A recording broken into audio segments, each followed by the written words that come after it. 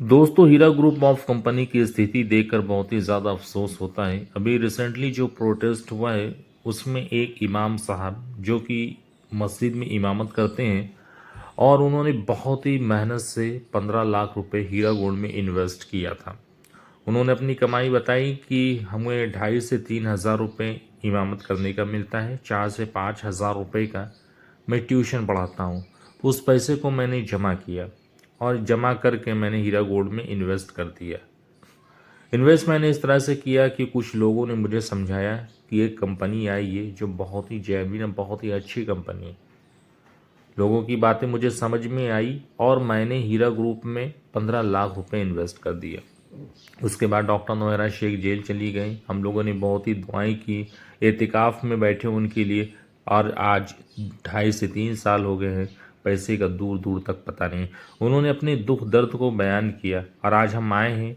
जब उनसे पूछा गया क्या आपको लगता है कि आपका पैसा वापस मिल जाएगा, तो उन्होंने कहा कि मुझे तो नहीं लगता है, लेकिन अगर ऐसा हो जाता है तो ये ऊपर वाले की बहुत मेहरबानी होगी हम लोगों की। तो आइए गाइस, सुनते हैं उन्हीं की ज़बानी उनकी अफसोस और दर्दनाक कहानी। तो चलिए शुरू करते हैं। मेरे तकरीबन 2014 से लगे हैं। उस वक्त फैमिली की इतनी कोई ख़ास मेरी जिम्मेदारी नहीं थी।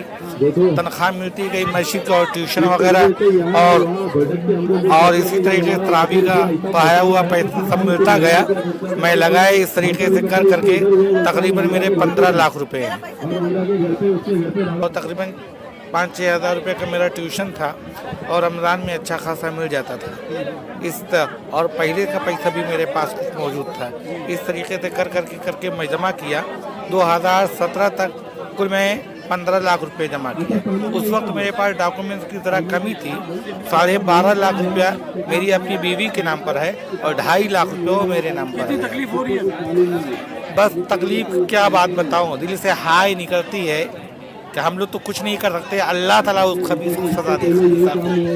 कुरान और हदीस के नाम पर जिस तरीके से उसने अपनी कौम को लूटा है, ज़िंदगी में पहली मर्तबा इस तरीके से औरत में देख रहा हूँ।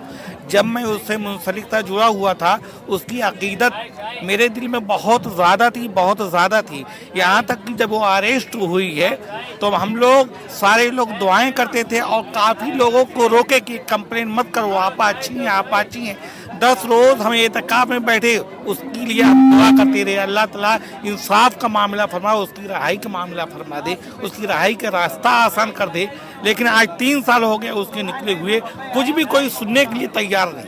कहता हूँ कि आपने पैसा लिया है, जिस तरीके से पैसा लिया है इज्जत के साल भर में आप उनको लौटा दो।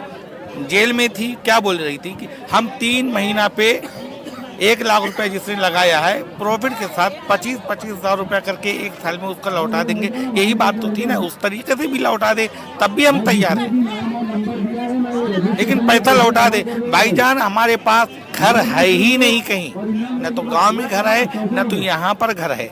हम किस तरीके से 4 पैसा इकट्ठा कर करके किसी भी तरीके से हम अपने घर का मकान का इंतजाम करेंगे। हमारे पास छोटे छोटे बच्चे हैं। कुछ लोग आए मस्जिद में, 1-2-4 लोग उसके मुआफिक लोग, उन्होंने समझाया बुझाया, देखा समझा, मुझे ऐसा लगा सही है, मेरे दिन अच्छे आएंगे, मैंने लगा दिया इस तरीके से कर करके।